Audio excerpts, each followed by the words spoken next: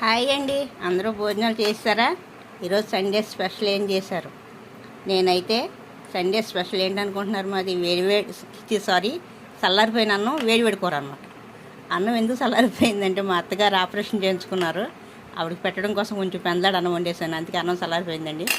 వేడివేడి కూర అయితే ఇప్పుడే వండాను, అందుకే చల్లారిపోయిన అన్నం వేడివేడి కూర. చికెన్, ఇది పారం కొట్టి చికెన్ అండి, సండే స్పెషల్. ఈరోజు పారం కొట్టి తెచ్చుకున్నాం. టచింగ్, మనకి టచింగ్ లేకపోతే ఎక్కదు, మనకు కొంచెం సోకు ఎక్కువ కదా, అందుకే ఈ టచింగ్ లేకపోతే ఎక్కదు అనమాట. ఏముండా లేకపోయినా అన్నం చల్లారిపోయినా ఏమైనా మనకు టచింగ్లు కావాలి. మళ్ళీ ఇది పెండాలి, ఇది పెండపోతే మనకి దిగదు.